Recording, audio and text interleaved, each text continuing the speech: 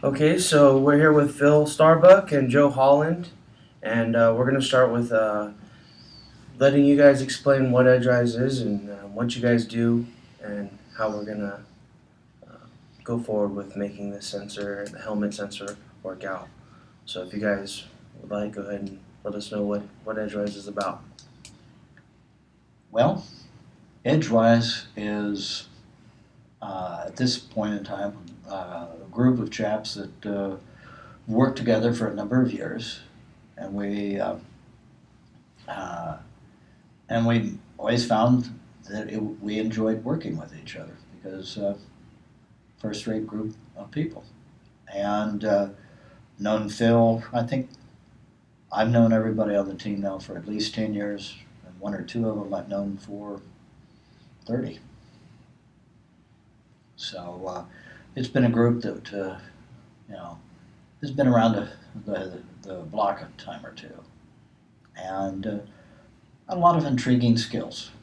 Phil, why don't you kind of started this entire mess? Yeah, we identify we came together under a identified need from a customer that I had in another part of my business, and that happened to be the Navy out of Indian Head, Maryland, and they had identified a need to characterize the environment that's present in the cockpit of a fighter jet.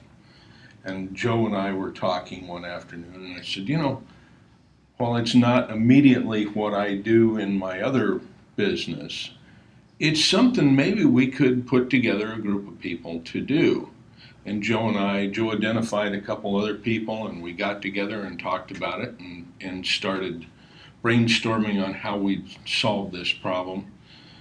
Came up with a paper study, presented that to this customer, and they said, yeah, we might be interested. So then we progressed to do further investigation, built some hardware, demonstrated some hardware, and now we're moving along toward putting a product out in the fleet, which should hopefully, with our efforts, make it safer for the air crews and save the taxpayers millions of dollars, potentially hundreds of millions of dollars in cost avoidance.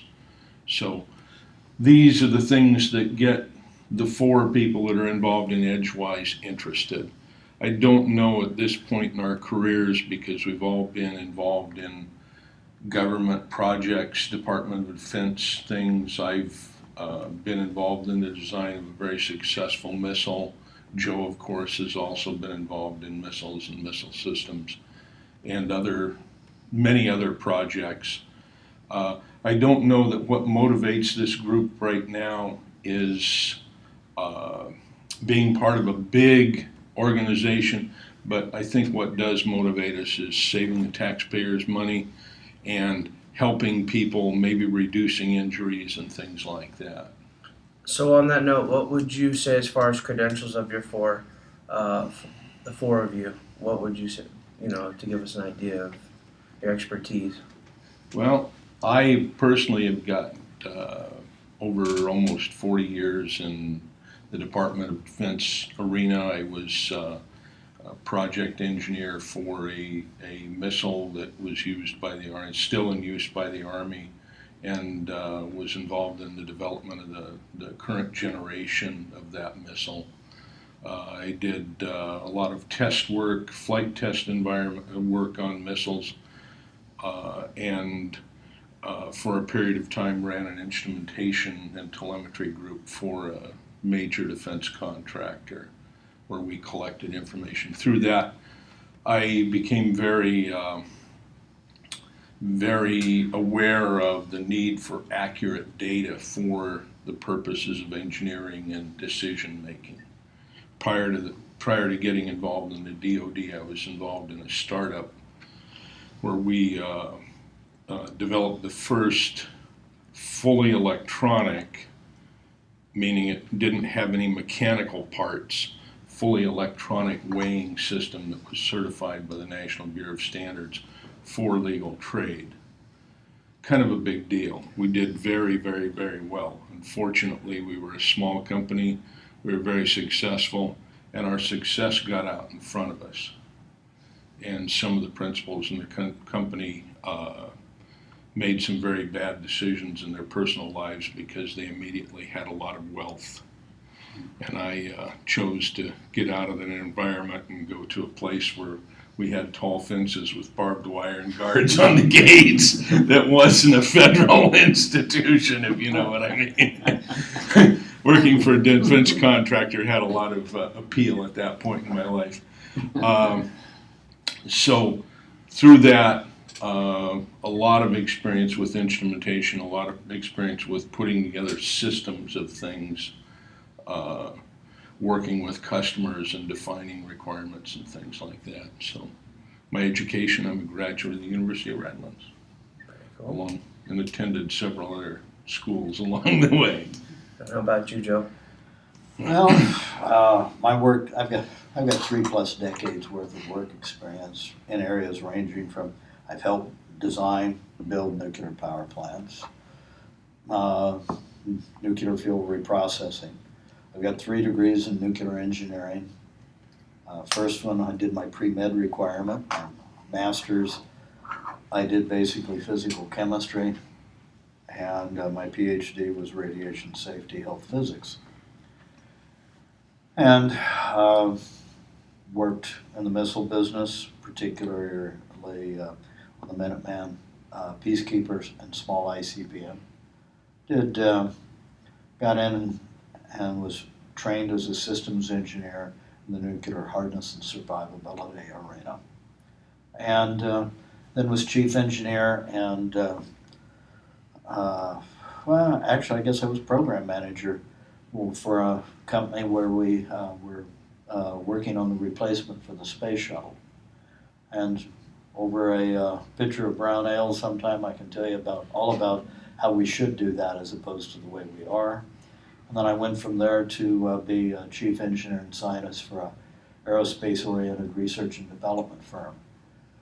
And we did a variety of things ranging from integrated design tools for spacecraft and space launch systems to communications hardware oriented to the Marine Rifle Squad. I got offended during the invasion of Iraq at some of the limitations of our communications gear. And being just a touch arrogant and pushy, I says, I know how to solve that, because we came very close to losing 3,800 people at one particular bridge crossing on the road to Baghdad. And anyway, so spent 10 years working on that particular problem. And anyway, so I'm no longer with them, doing this. Okay, so obviously very qualified. To bring that. And the other chaps, do you want to talk? Sure. Yeah, if you want. Okay, the other chaps are equally talented, or as to Phil, I'm kind of the amateur in the group. The Jim Walker, first-rate electrical designer and problem solver, and he started out. His first job was with the National Security Agency. Back in the days when it was known as no such agency, and the mere mention of the name was classified. Okay. And then I met him when he was working on the missile guidance systems for Peacekeeper missile. And so he went from National Security Agency to control systems for nuclear-tipped ICBMs. And he went to a really paranoid organization, which was building railroad signal systems. And people look at me a little strange when I say that, but in reality, the railroad's protocols for safety are significantly tougher than what you will find in the aerospace business. And anyway, When I was working at my previous company, I was able to entice him away from that organization, and he worked with me on the satellite communications for Marine Rifle Squads. And he then brought along his cohort in crime, which was a first-rate software, embedded software chap, who has a chap by the name of Craig Castor. And he's an intriguing chap in that he's a first-rate object-oriented programmer that also knows enough about the hardware so that he can communicate very effectively with the electrical design, and so that you can sort out and debug problems back and forth. And that is a very rare and very scarce combination. And he has a couple of decades of experience dating back to electronic warfare and other interesting activities. And but he worked with me about 10 years at my previous company. I might add here that the structure of Edgewise, as we envisioned it when we started this, was that we could bring other people out of our networks, which are pretty deep and pretty broad, to assist us in solving issues as they arise.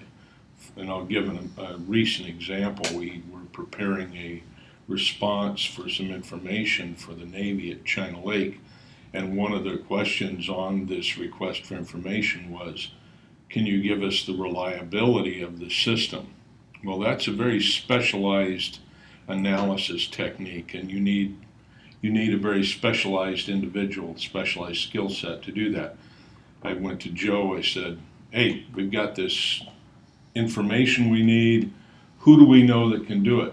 And within a couple hours, Joe had identified someone that he knew, and within less than a week, we had this analysis done and were able to respond to the Navy. So we can, because of the structure of this kind of unique entity we have, we can grow and expand and have a lot of, if you will, bullets in our magazine to assist in solving problems without having a huge organization and people that are part of that business. And I think that's the way small businesses are going to have to, especially in this arena, are going to have to manage. They really can't have a lot of overhead and a lot of infrastructure built in. Manufacturing side, same thing. There's no reason for us to instantiate manufacturing in Edgewise. There are enough services all over the world that do high quality manufacturing work and have the skill sets and the very expensive capitalized equipment to do it well and give us the product that we need for the customers we have, which we consider pretty valuable. This stuff has to work. Okay, so if you guys obviously very qualified, explain to someone who isn't, if you were explaining to someone who isn't a scientist, how the chip would work, that we're looking to use your technologies to capture information that we intend on using for the safety of those who wear the helmet. If you could kind of give us an idea how that whole process would work from your standpoint. You may have an edit right here, okay? Okay. We don't have an answer for you yet. Well, We have some approaches. Now we have tool sets, we have approaches, and we know how to get, we know the path that we would have to take to get what you need. But the first thing that we have to do is look at the entire system, which includes the people that are going to use it, the environment that it's going to be used in, the costs, both in dollars and cents, as well as implementation. So you have to look at the big picture, and then ultimately you start selecting a set of solutions, and then evaluating those, and eventually come up with what the answer to your question is. What it looks like today is this system would need to measure the acceleration. It might also, based on some preliminary research we've done, might need to assess or measure the angular rate that the head is turned at. A lot of the damage is not only the impact, but the rotational velocity as the head, as the brain, as it sits in that box full of fluid, slams against the sides of the box. So it looks like we will have to use at least an accelerometer, which measures the acceleration. Very likely we will have to measure angular rate. That's an angular rate sensor. We may want to look at temperature. Some of the research indicates that hypothermia, hyperthermia, is a problem for players. Their brain overheats. And fainting on the field, things like that. We lose some high school football players every year to overheating on the field. So maybe we put a temperature sensor in there. So to give you an answer on how we would do it, that's a little preliminary at this point. The advantage that we have as we sit here is technology. Cell phones are a great example because they build millions of them and they're in a very competitive market. We get the advantage of being able to have things like accelerometers. When you have the level, you can use your cell phone as a level, you can drop it and it will save itself. The iPod or the Original iPods with hard drives. the original iPods had hard drives. Well, Apple knew that if they knew they were going to get dropped, and if you dropped a hard drive, it would destroy the hard drive. What Apple did in those hard drives, and in all laptop hard drives now, probably all laptops that are using a spinning mass memory device, they use an accelerometer. And as soon as the accelerometer says, hey, I'm falling, it parks the heads on the hard drive. We're going to build a lot of these. They have to be small to fit in an iPod. So industry answered with 3-axis accelerometers that could be connected directly to a microprocessor to extract the information in real time. It cost a couple bucks. Compared to when I was working missiles, the 3-axis accelerometer for the Peacekeeper missile, we got it down to 29 million a copy, and it was the size of a medicine ball. And needless to say, things have improved a bit. Yeah, and on a corollary of that, when I started in the missile business, we felt we were real proud of ourselves because we were able to package a 3-axis accelerometer, very accurate, to go in a very small missile. And we did that for about $25,000, including all the signal conditioning and things like that. Was a real deal, we thought. Today, $2. And just as accurate, and in fact, better performance over temperature range. Same thing with the angular rate gyros. Our phones now have angular rate gyros in them. Angular, I just implemented for a test program for an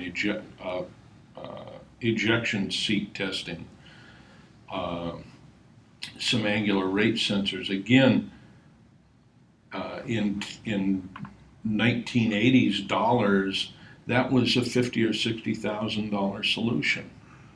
Today, using the microelectronic machining approaches, where they take the same tools in the foundry where they make the integrated circuits that they would use for making an Intel microprocessor, but they actually make little mechanical things.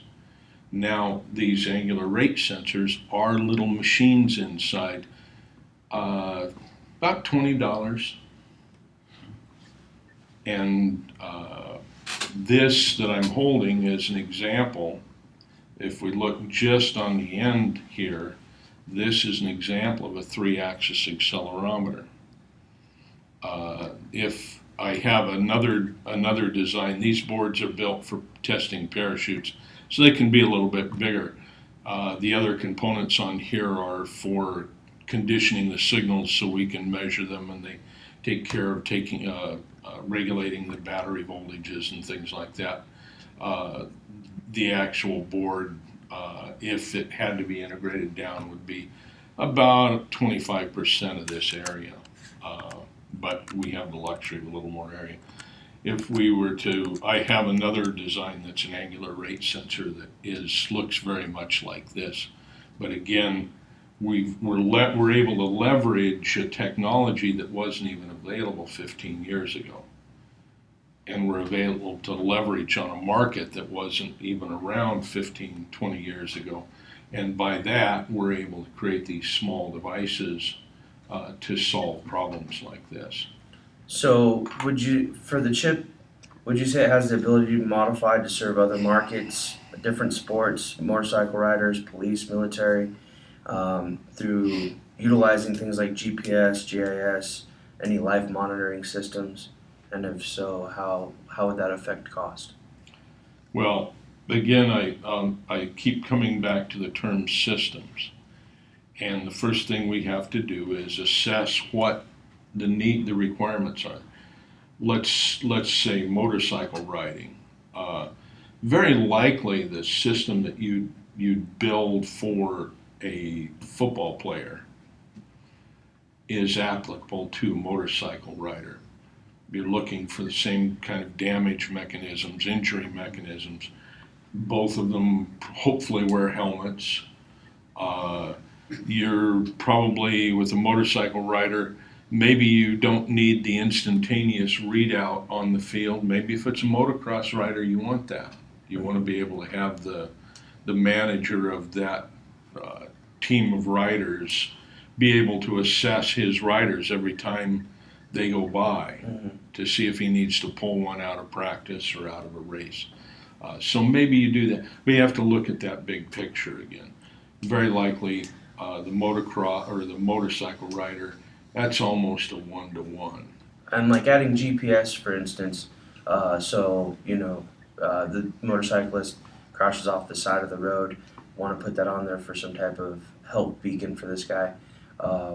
Adding something like that, a feature like that, how much do you think that would change as far as cost goes? Does that add a significant amount? Again, I go back to the cell phones. The cost of a GPS receiver to do something like that, just a GPS receiver, has come down dramatically because of automobile cell phones. I implement for again, going back to my other business, testing parachutes and devices like that. We now put a GPS receiver in our systems for about $50, and it's fully integrated. A few years ago, that I installed some GPS systems from Garmin. They were dedicated. They were OEM type units. They were about $2,500, and that was 8 or 9 years ago. So that's coming down. Now, again, as far as implementation, now you're saying, well, we would like to know where that rider went off the track. Now we add another layer, which is some means of communications. So, that would have to be assessed again. Where are they doing this? Are they doing this in the middle of Africa? Or are they doing it out here at Glen Helen Raceway? So the user case is going to modify it completely. Right. Now I should go back to the core of what Edgewise has developed here. And from the beginning, we made some decisions that said, okay, we want to solve immediately this problem for the Navy, but let's not cut any roads in any bridges to future development. So the core, the microprocessor, some of the other glue in these systems that we already have, we put in place early on with the understanding that as time went on, other opportunities like the one we're talking about here might come along, we didn't want to have to go back and redesign that stuff. So the microcontroller, the basic power supply and how it works, the communications to these sensors and to the Bluetooth or another radio were put in place in the design early. We did the same thing with the software. We developed a software package that allows us to, in software, if you will, plug in other sensors and plug in other communications protocols without altering the core of the little operating system that is in there. The key to something like this is it has to be fast, it has to be efficient, and it has to spend most of its time sleeping to change battery power, to save battery power. We implemented all that up front so that when a project like the one we're discussing here today comes along, we don't have to go back and start with a completely clean piece of paper. We've got the Ford truck chassis, we've got a good drivetrain, we know how to put it together. Now we can make it do a lot of other things, just as Ford can do with a good truck chassis.